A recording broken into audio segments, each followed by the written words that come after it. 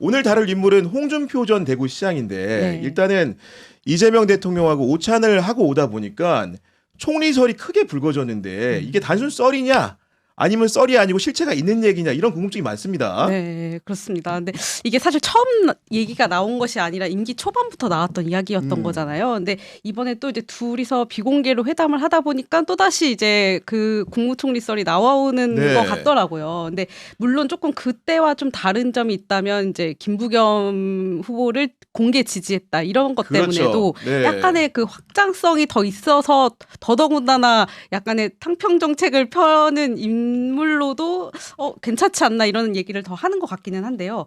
아직은 사실 저는 좀 더 봐야 된다. 그러니까 이게 지방선거 전후로 해서의 행보를 좀 봐야지만 이게 진짜 썰인지 실화인지를 좀 간을 볼 수 있지 않을까 생각합니다. 아무래도 이제 지방선거 이후에는 8월에 민주당의 전당대회가 있다 보니까 그리고 김민석 그런 총리의 출마설이 거론되는 상황에서 아마도 이제 후임자를 찾아야 되다 보니 혹시나 홍준표 전 시장이 물망에 오르지 않을까 이런 식의 기대가 정치권에 존재하는 것 같은데 어쨌든 간에 홍준표 전 시장은 최근에 SNS에도 내 마지막 인생은 나라를 위한 열정으로 살았으면 한다. 나라를 위한 열정. 공직에 대한 희고 아니겠습니까 지금. 그렇죠. 근데 또 약간 이제 정치의 그 고단수의 인물이기 때문에 약간 해석이 좀 여러 가지로 있을 수도 있을 것 같아요. 아, 그래요? 네, 저는 그러니까 뭐 이거를 이제 국무총리의 썰을 이제 진짜 실화인지를 믿고 싶은 분들한테는 진짜 이게 국무총리의 가능성이 있지 않냐라고 할 수도 있고 아니면 사실 본인은 또 그거 말고도 또 다른 거를 또 생각할 수도 있지 않겠습니까? 아, 네, 네. 여러 가지 공직이 존재하기 때문에. 그러니까 저는 그래서 이거를 그냥 스스로의 여러 방면에서 쓸모가 있다라는 메시지로서 나의 몸집을 키우는 메시지로서 몸값을 올리는 메시지다. 그렇죠, 그러니까. 그렇죠. 네. 좀 그렇게 해서 이 말을 썼다 이렇게 생각을 하고 있긴 합니다. 네. 그 강현주 기자도 이제 여러모로 홍준표 전 시장의 국무총리설 알아봤을 것 같은데 실제 본인 본심은 좀 어떤 식으로 지금 알려지고 있는 겁니까? 그래도 이제 페이스북에서 계속 의사를 얘기했던 것들도 있기 때문에 그래도 의사가 없진 않다는 다들 그런 반응들을 좀 보이는 것 같긴 해요. 근데 다만 이제 뭐 청와대나 이런 곳에서는 아직 좀 많이 조심스러운 반응을 보이고 있긴 하고 네. 그리고 사실 그러니까 회동이 나온 이후에는 다들 말을 좀 아끼는 분위기긴 했었거든요. 그래서 최대한 좀 아직은 아무것도 정해진 게 없지 않나. 네, 그런 분위기인 것 같습니다. 저도 이제 청와대 주변 사람들 이렇게 좀 취재를 해보고 하면은 그분들이 하시는 말씀이 대통령이 어쨌든 간에 그 막걸리 회동이라는 약속을 대선 기간에 했기 때문에 그걸 지키는 차원에서 만나기는 한 건데 그 자리를 기화로 해가지고 아직 뭐 이렇게 공직을 특별하게 준다 이런 성한 단계는 아니기 때문에 그렇게 언론이 관측하는 것은 아직은 섣부르다 이런 얘기도 좀 하던데 어쨌든 간에 저희가 이제 과거에도 인물비상구에서 홍준표 전 시장을 다뤘지만은 오늘 또 다루는 이유는 좋든 싫든 간에 기본적으로 이분이 스타성이 충만하다는 뜻이고 그렇기 때문에 이 사람이 어떤 인물인지 다시 한번 알아보겠다는 기획 취지입니다. 네. 홍준표 전 시장 어떤 인물입니까? 일단 모래시계 검사로 알려진 인물이죠. 검사 출신의 정치인이라고도 볼 수 있는 그러니까 5선을 한 국회의원 중진 의원이고요. 네. 경남도 도지사를 2차례 했고 그리고 이제 대구 광역시장도 한 인물입니다. 그래서 근데 이제 결국에는 이제 지난 대통령 후보로도 나왔었죠. 그렇지만 2차 경선에서 지난해 4월에 결국에 국민의힘 경선에서 탈락을 하면서 정계 은퇴를 선언했고 현재는 무소속으로 SNS 정치를 열심히 하고 있습니다. 그러니까 보면은 과거에 이제 서울시장 경선에도 입후보한 전력이 있고 국회의원도 뭐 서울에서도 한 적이 있고 대구에서도 도전한 적이 있는 거고 그리고 경남지사도 했기 때문에 굉장히 정치적으로는 화려한 이력을 가진 소유자다 이렇게 말할 수 있을 것 같은데 오늘 같은 경우에는 홍준표 전 시장이 진짜 인맥들 위주로 살펴보려고 하는데 먼저 말 나온 김에 이재명 대통령과 홍준표 전 시장은 많은 분들이 궁금해하는데 깐부입니까? 악연입니까? 적수라고 좀 평가를 하는 것 같습니다. 아, 적수. 네, 오히려 서로를 이제 좀 체급을 키워주는 그런 관계 아닌가. 그래서 적대적 공생 관계다 이렇게 평가하는 분들 꽤 계신 것 같고요. 그리고 이제 두 분이 좀 삶의 궤적이 비슷하다라는 평가를 많이 받으시더라고요. 삶의 궤적이 비슷하다. 네, 그래서 이제 영남권에서 이제 좀 가난한 집안에서 태어났다는 공통점이 있었고 또 이후에는 법조인 출신이다.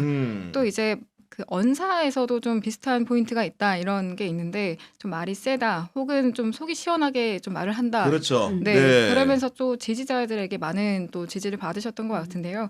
또 그런 비슷한 점도 있으셨고 또 정치 국면에서도 또 두 사람이 부각되는 장면도 꽤 있었거든요. 아, 그래서 2014년에도 한번 좀 두 분이 부각된 적이 있었는데 그때 성남시장을 하실 때였을 거예요. 그때 이제 이재명 당시 성남시장이 축구협회를 좀 비판하신 적이 있었습니다. 축구협회를. 네, 성남 FC 구단 주셨다 보니까 좀 비판을 하셨는데 이제 비판하신 것 때문에 징계를 받으실 뻔한 적이 있었거든요. 아, 그래요? 네, 근데 이제 축구협회 규정상 이제 그런 징계 요소가 있었던 것 같습니다. 네. 근데 그때 이제 홍준표 당시 이제 당시 지사가 이제 등판을 하는데 경남도지사가 등판을 해서 구단주가 자기 팀 억울하다고 하는 게 뭐가 문제냐 이렇게 말씀하시거든요. 아, 편을 두둔을 해준 들어준. 거군요. 그러니까. 네, 편을 네. 들어주셨죠. 그래서 그때 이재명 대통령이 이제 그 일화가 좀 고마웠다고 말씀하신 적이 있었던 것 같아서 또 이제 그런 스토리도 두 분이 또 있으셨던 것 같고요. 아니 서로 이제 경론을 벌이면서 정치적 라이벌로서 경쟁했던 시기도 있지만 이때처럼 네. 훈훈한 스토리도 존재하는 뭔가 좀 네, 이렇게 맞습니다. 깐부와 악연이 공존하는 그런 관계가 아닐까 싶은 건데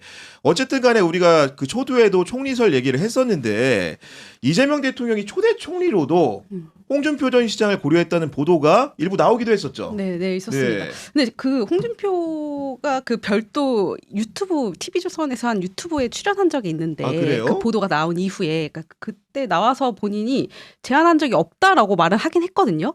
그러면서 이제 계속 사회자들이 막 계속 물었어요. 근데 나중에도 계속 또 이 얘기가 나올 것 같다. 그때는 어떻게 할 거냐, 수락할 거냐 이렇게 물어보니까 홍준표의 말이 호랑이는 굶주려도 풀을 먹지 않고 선비는 곁풀을 떼지 않는다라는 말로 가름하겠다 이렇게 말을 했거든요. 근데 네. 그 말이 계속 끝까지 이제 안 하겠다라는 말이긴 한데 모르죠. 뭐 또 말을 이제 많이 바꾸기로도 유명하신 분이기 때문에. 그리고 그때 홍준표와 지금의 홍준표의 처지가 너무나도 다른 다르죠. 상황이고 예. 지금은 이 국민의힘을 이제 나와가지고 사실상 정치적으로는 당적이 없는 야인의 상황이기 때문에 향후에 어떤 제안이 오느냐에 따라서 본인의 수락 여부도 그렇죠. 달라질 수 있겠다 생각이 좀 드는 건데 근데 놀라운 점이 있다고 한다면은 홍준표 전 시장 이렇게 오래 정치를 하셨기 때문에 누가 보더라도 여의도 인맥이 좀 화려하고 본인의 홍준표 계파도 있을 것 같은데 그 딱히 떠오르는 인물이 잘 없고 혹시 유선희 기자 같은 경우에는 지금 홍준표계, 친홍계 하면 떠오르는 사람이 좀 있습니까? 제가 이후에 좀 취재를 해보니 그 윤석열 대통령 비서실장 장제원을 추천한 게 홍준표라고 하더라고요. 아 장제원을 추천한 사람이 네, 홍준표다? 홍준표라고. 네, 그렇게 하더라고요. 근데 뭐 지금은 사실 이제 이후에는 더 이어가기는 어렵게 되겠죠. 근데 그거 외에는 이제 뭐 그때 한참 친박계, 비박계라고 해서도 많이 이제 갈등이 있지 않았습니까? 네. 그때 그 비박계에서도 윤한홍 의원이 또 홍준표계로도 분류가 됐었던 적이 있었더라고요. 그렇죠. 근데 이제 지금 윤한홍은 이제 친윤을 넘어서 찐윤으로 분류가 되기 때문에 또 이제 없게 되면은 사실상 이제 지금 떠오르는 사람이 이제 없게 되는 네. 홍준표의 또 저희 인물 비상구에서도 다뤘지만 독고다이라는 표현을 또 수식어로도 많이 맞아요. 네. 설명을 했었는데 그 여전히 계속 독고다이의 그 길을 걷고 있지 않나 생각하고 뭐 있습니다. 장제원, 윤한홍 스쳐간 인연인 것 같고 배현진 같은 경우에도 사실은 한때는 굉장히 이렇게 호흡을 그렇죠. 잘 맞추는 예. 줄 알았는데 최근에는 날선 말을 주고받을 맞습니다. 정도로 관계가 네. 악화된 상황인 것 같은데 그렇다면은 홍준표가 이렇게 중량급인 무게감 있는 정치인임에도 불구하고 개파가 딱히 없는 이유는 강현주 기자 좀 어떻게 보고 계십니까? 그러니까 이게 럭비공이라는 별명이 약간 이 상황을 좀 대변해주는 말인 것 같긴 한데요. 이게 예측 불가능한 행보나 아니면 거침없는 발언 이게 좀 수위가 좀 세다 보니까 좀 개파나 아니면 당적이나 이런 것을 크게 타지 않는 게 아닐까 이런 생각이 좀 드는 것 같고요. 그래서 좀 저도 사례를 좀 찾아봤거든요. 이런 사례를 좀 보여줄 수 있는 게 뭐가 있나 찾아봤는데 작년에 5월쯤이었을 거예요. 그때 이제 3차 경선에서 실패하시고 하와이를 가시잖아요. 대선에서 이제 경선 네. 탈락을 한 다음에 탈락하시는데요. 그래서 정계 은퇴 선언하시고 하와이 가시는데 근데 그때 국힘에서도 이제 특사단을 꾸려요. 그래서 이제 이분을 다시 모셔와야 한다. 기억납니다. 네. 네, 그래서 김문수 선대위에 모셔와야 한다. 이렇게 다시 출발을 하는데 가서 만납니다. 만나서 4시간 동안 회동을 하는데요. 그때 이제 내용이 정리가 됩니다. 김문수 선대위를 지지하기로 하고 그리고 이제 메시지 같은 경우는 이제 국힘을 통해서 내는 쪽으로 정리가 되지만 이제 특사단 떠나고 그 이후 며칠 안 됐을 건데 그때 이준석 후보를 지지하시는 취지의 말씀을 하시거든요. 아, 그러니까 특사단한테는 네. 김문수 후보를 지지할 것처럼 했지만은 네, 나중에 맞습니다. 또 이제 표면하는 모습을 보여줬다. 네, 맞습니다. 그래서 그때도 이제 말씀하신 게 이준석 후보에 대한 그러니까 투표는 사표가 아니라 미래에 대한 투자다 이렇게 말씀하셔서 그때 국힘에서 엄청 좀 비판을 했었죠. 화가 날 법하네요. 네, 네. 말을 또 바꾸셨고. 약간 아니, 그런 상황이지 않나. 네. 그러니까 이제 홍준표 전 시장은 그 배신자라는 본인에 대한 비난에 대해 가지고 오히려 내가 숱하게 배신을 많이 당했다라고 하는데 우리 유 기자님 보기에는 홍준표 전 시장이 배신자인 겁니까? 아니면은 숱하게 배신을 많이 당한 피해자인 겁니까?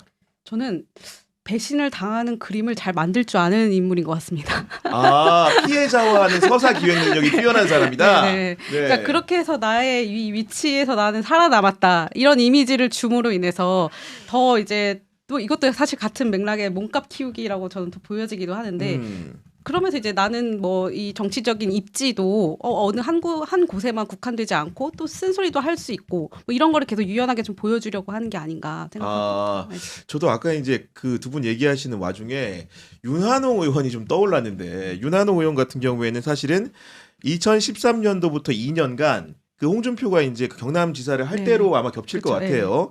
행정부지사로 이제 홍준표를 도왔기 때문에 원조 친홍이라고 할 수 있는 분인데 이분이 그러니까 지난 대선 말고 지지난 대선 때 네. 윤석열이 국민의힘 후보가 됐을 때 그 당내 경선 때부터 이제 윤석열을 도왔단 말입니다. 뭐 그런 부분들이라는 게 과연 책임이라는 것이 누구한테 있을까? 한때는 어떻게 보면 자기를 정치 입문 과정에서도 혁혁한 도움을 준 사람인데 그럼에도 불구하고 윤한홍이 홍준표를 버리고 윤석열한테 간 이유는 무엇일까? 과연 그것이 윤한홍 개인의 출세 욕망이었을까? 홍준표에게는 과실이 없는 것일까?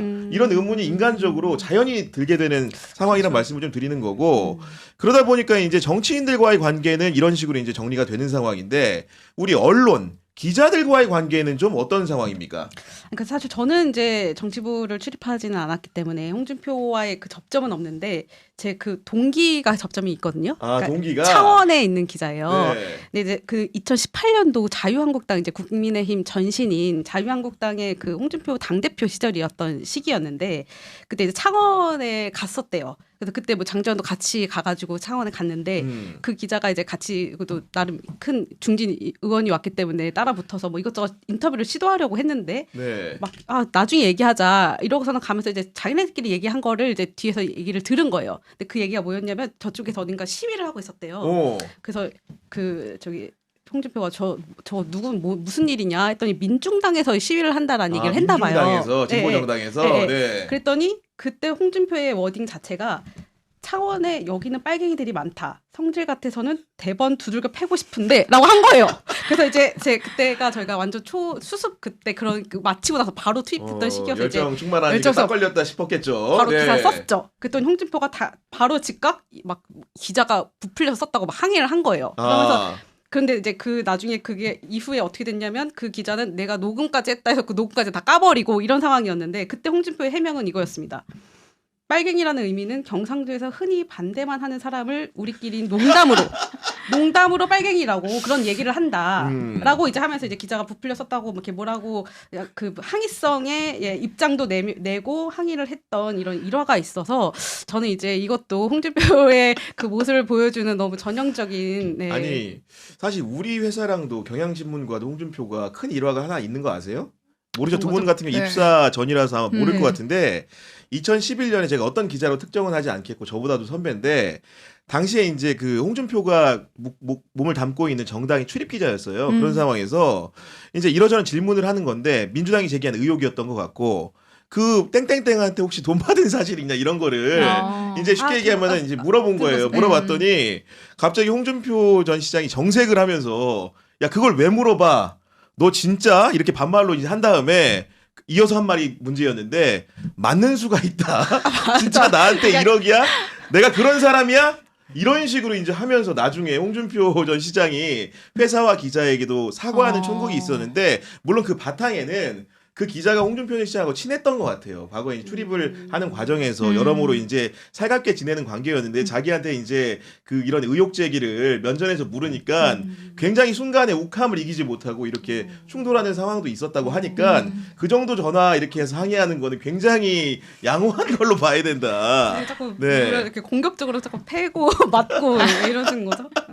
그러니까 검사 그렇군요. 출신이라 그런가요? 보니까 네. 그런 생각도 드는 건데